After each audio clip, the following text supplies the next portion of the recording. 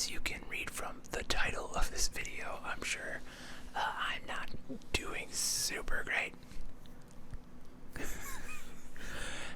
This is like the brokest I've ever been. I have like $60 in my bank account, which is like mildly concerning. I did make all my bills this month, so I got that going for me. So I'm like, okay.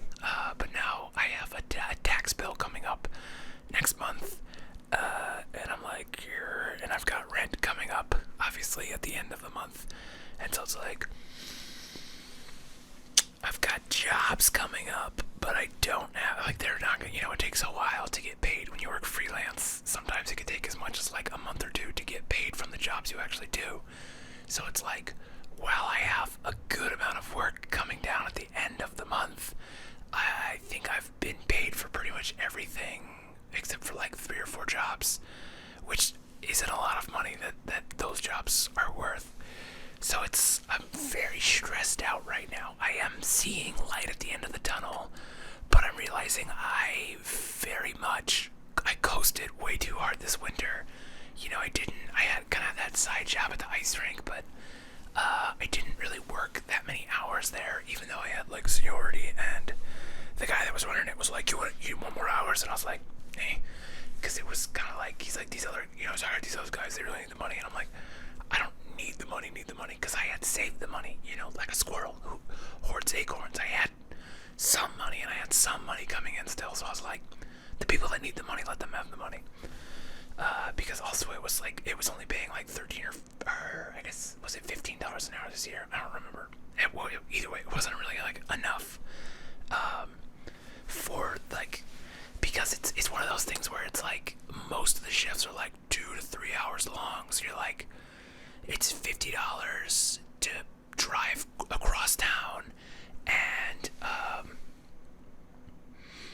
work this job that's like kind of boring. So it's like, well, whatever, I can handle boring job. And so it's just like,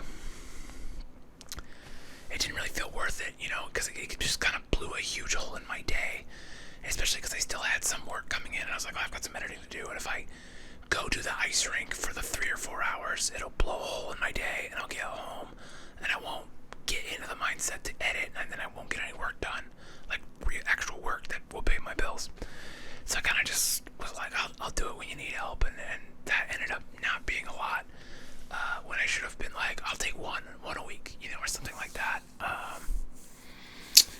So that, and then I really just wasn't, I've been so burned out on everything, and I think it's because I'm realizing like a big part of burnout is when your efforts are not being rewarded. And so like, obviously I'm super broke right now, and I'm like realizing like, yeah, my efforts aren't being rewarded, and so when you try, eventually you kind of just give up. And so it's like, yeah, so that's kind of where I'm at. And then I've got no money in my bank account. I'm like, my credit cards are like heavily in debt, and it's like, cool, because like for the longest time my investments balanced out my debt, and so it was like no big deal. But now that has swung very hard the other way, and it seems to be getting worse day by day as more banks are announcing they're in big trouble. And it's like, oh, remember that big recession that everyone was talking about for the last like 5 years? It's here. And you're like, it's a good time for it to be here, because it's like, well, at least I got my hair cut, so at least I know I can go another 6 years without a haircut. I do like it though, it's fun. I keep playing with it even though it's a lot shorter. Anyway, so yeah, I'm just like having a time and trying to figure out kind of what I should be doing. Okay, because it's like, it's one of those things where like I know what to do, I'm just not doing it. And I think part of it is because of that burnout of like effort not getting rewarded. It feels hard to do the little things that I know I need to do at scale. So it's like things like updating my website. I'm just now getting around doing that for the first time in like 3 years. I put like 4 or 5 shoots on there, and I'm slowly adding a couple more every day. I'm starting to share my work a lot more on Instagram and Facebook. So like those are very simple things you can do. If you are interested in being a photographer or a filmmaker, make stuff, show people. That's boom, boom. The third thing is obviously networking, and so I do need to be a little more proactive, reaching out, talking to people, because when you stay on people's radar, and staying on people's radar comes in a lot of fashions. So you do what works best for you. You just gotta be doing that, and so those are like the three big ways that work magically comes in. You make stuff, you show people, and then you kind of just stay in contact with people that do the work that you want to be doing, do the work that you are doing, and hire people that do that work. Because a lot of jobs come from referrals from people that are like, I can't do this, you should hire my friend Ben. I'm like, oh, I like to work, I like money. And the flip side of that is like I also need to be trying harder on YouTube. This is something I've been wanting to do for so long, and I've kind of been doing it, but I don't think I've ever put the hard effort into it. And now it's like, okay, maybe you should be putting a little more effort into it. If so many of my days are spent just kind of wasted scrolling, and I'm like, maybe I just need to delete some social media apps for a little bit, and focus on making the videos, because it's not like the YouTube makes me a lot of money, but I can also see how it could scale. So that would be a solution to the problem. And also just getting off the social media and making stuff, doing light tests again. That's something I haven't done in a long time. To just play with stuff and show the results of that. Like that's another, it's part of make stuff. Make stuff doesn't have to be actual produced work. It can be like, I did a stupid high-end portrait of my dog, or like, look at me with this Zevia glass. Like, you can make a Zevia commercial in your bedroom. Like, there's people that do that all the time, and because of that, they get hired for their jobs, or they build experience that can help them land jobs like that. Or you can just make weird YouTube videos where you whisper. Oh, excuse me. So yeah, and it's very stressful, and it feels like I've been like getting tight in the chest and like having these like minor panic attacks again, and it's like, that's fun. It's not fun. Yeah. So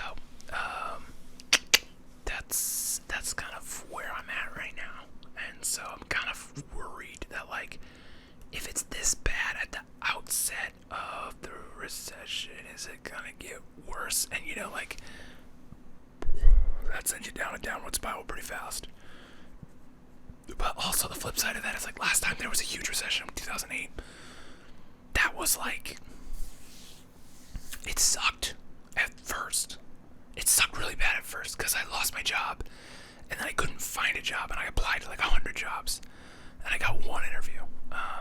And it went terribly. But the idea that like from that came my business, came photography, and came filmmaking, and things got really good for me, and have been really good for the last like 10 years.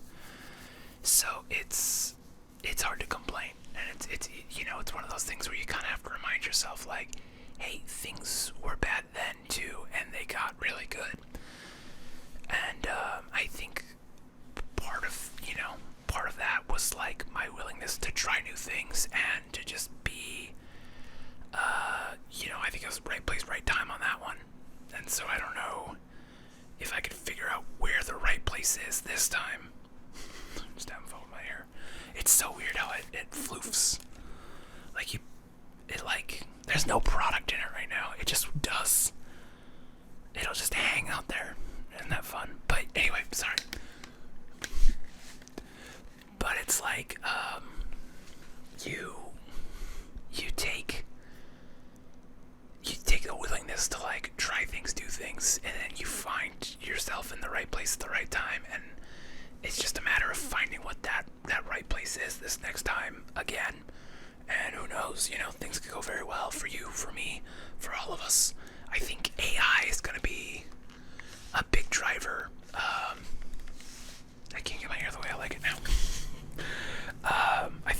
is going to be big. It's going to be important. And it's one of those things where it's like, people aren't necessarily going to lose their job to artificial intelligence. They're going to lose their job to someone who knows how to use artificial intelligence. It's like, if you're a carpenter and you're using a hammer, the guy who knows how to use the nail gun is going to wipe the floor with you. So it's like the AI is the nail gun. So we probably should figure out how to get good with this tool. So that's something I've been thinking a lot about lately. And also, and how that could inform creation, how to make videos, and how to improve photography, all that kind of stuff. But yeah, it's just, I'm feeling real stressed right now. So if you have advice, I'd love to hear it. And if you want to help out, you can watch more of my videos, I guess. I mean, I have a donate button too, but like, it feels weird in a recession to be like, I'm kind of broke right now, give me some money, please. Because it's like, everybody else is broke too, and I know that. And so it's like, okay, don't, if you need money, you keep your money, and you be a little smarter with your money than I was. Because maybe don't coast for like 4 months. Maybe you didn't save as much as you thought you did, and maybe you probably should have paid the tax bill before you started coasting, and then you kind of maybe had a better idea of how much you could coast. So yeah, it's kind of the chickens coming home to roost sort of situation. So I think right now my stocks are in the toilet, and it's like I don't want to sell them because that just locks in all the losses on them. So that's not a very attractive option. I have some stuff, a lot of stuff that I could sell that I don't really need, don't really use. I've got a guitar I got from my brother that I never play. He never played it either, so there's no sentimental value there.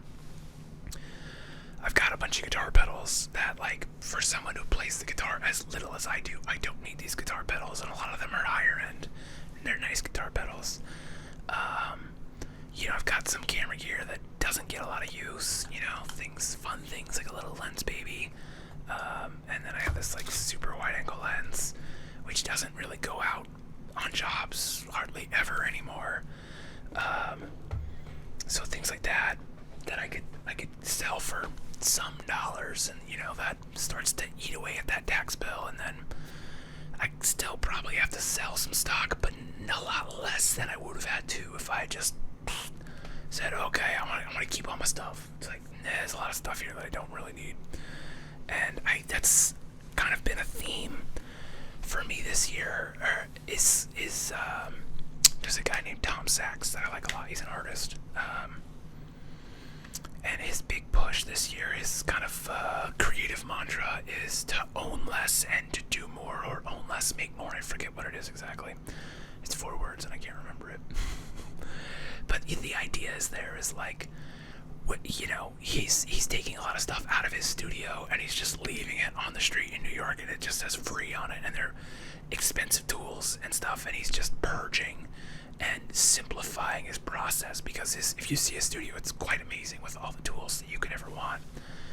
But like, yeah, it's like when you get down to it, it's like, what do you need? It's like, I need like this lens, which is like a 24-70, and I need this lens, which is a 70-200, and I need my 85 1.4 lens, and really that's all I really need.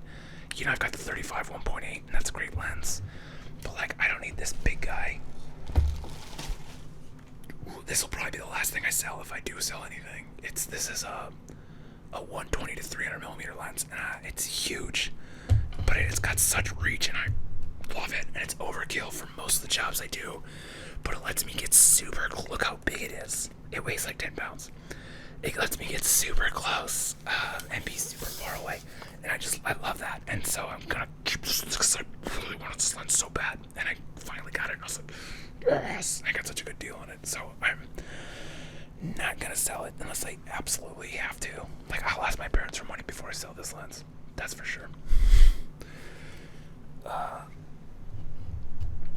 But there is more, light at the end of the tunnel, in that my girlfriend graduated college, and she's starting to apply for jobs. So hopefully she'll hook up with like a really cool job, so she can quit her job that she doesn't like as much, and then she can be working and then making some money, and then maybe paying a little more bills because I pay a lot of the bills. Not that I don't, it's weird because I'm very much in that traditional like I want to spoil my girlfriend, and so but at the same time, sometimes you get like you're like, oh, I'm broke now. I overspoiled my girlfriend. Which I mean obviously that's not the case here, but yeah, and so like that will help, and just I think there's something in that. I never want to like push her to be like, go work, babe, you gotta work, but there is something to like, she does work and she works on the weekends, and it's like when she works, that's a time where I get a lot of stuff done. I think there's something to like when she's around, I want to be present, because with my last relationship I was not present at all, and so when she's home I feel weird holding up in the office making stuff. So like most of the time I make stuff like it's almost 1 a.m.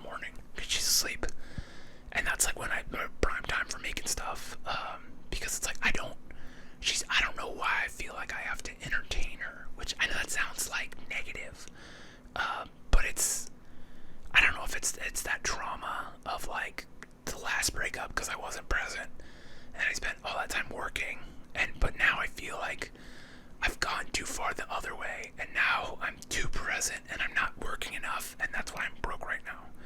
And so I don't know how to find that balance of like, because the problem is for me is like I have trouble working when other people, I get very small noises are huge in my head, especially when I'm working. I get frustrated so fast, and I'm not confrontational, so I don't want to be like, no, like, yeah, you're 2 rooms away and I can hear your phone. Like, like, that's insane. That's unhinged. And so you can't, I mean, obviously that makes sense, but like, also, like, I don't want to tell her, like, no, you can't come hang out with me, which she kind of knows, because we've had that conversation about, like, I work a lot better when I'm alone and I have space, and I very much want to have my own office space again, but I also don't want her to feel lonely and abandoned, and so I don't know how to navigate that situation.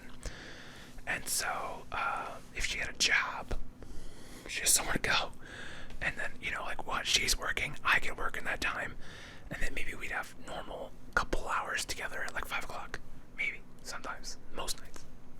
Hopefully that'd be great, and then she'd be making some money and be paying some of the bills, and then we'd have 2 incomes, and our dog would be spoiled as fuck, and we could eventually buy a house, and that'd be amazing, and then get married and all that good stuff. And so it's just like, right now is the pain point, right now is the low depth, and it's like, I have nothing to blame but myself, and that I've ghosted too hard the last couple of months. I didn't set boundaries on myself of like, okay, you need to do something today, and I've just been doing a lot of like thinking, but it's like you can't think your way out of a flood, like if the water's coming into the ship, you can't think the most efficient way. You just gotta get a bucket and start scooping, and so we're quite past scooping situation, and now I gotta scoop extra hard. Because for all that thinking, all those solutions that I came up with, I didn't implement fucking any of them. So, it's time to start scooping. So I don't know what that means, really. And I think it means just a little bit of try everything. So it's gonna be a little bit of like being a little extra on making new stuff and showing it to people and showing people stuff I make other places. And it's a little extra touch points on the networking side of things and checking in with people, seeing how they're doing. And it's going to be a little bit of extra making stuff for YouTube, making online content, trying to get that money machine, because this channel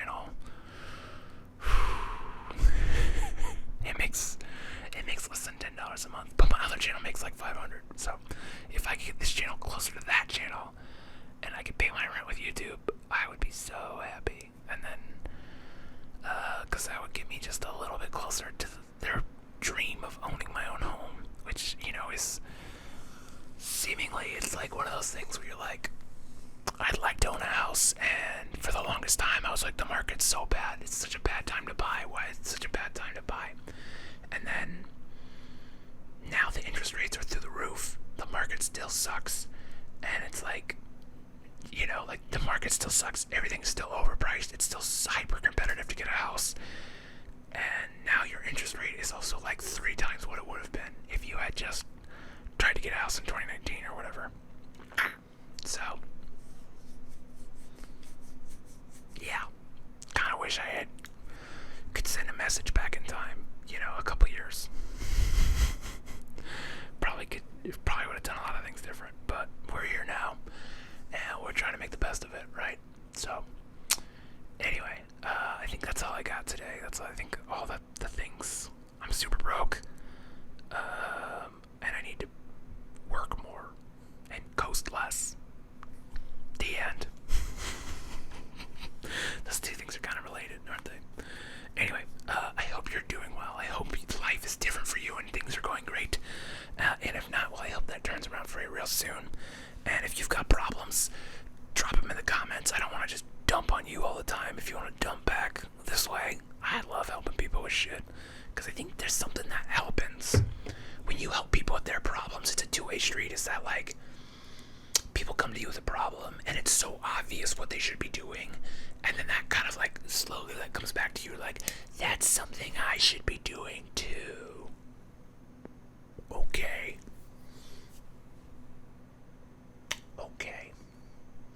Pretty sneaky, sis. It's one of those sort of situations. Anyway, yeah, I hope you're doing well, and if not, I hope that turns around for you real soon.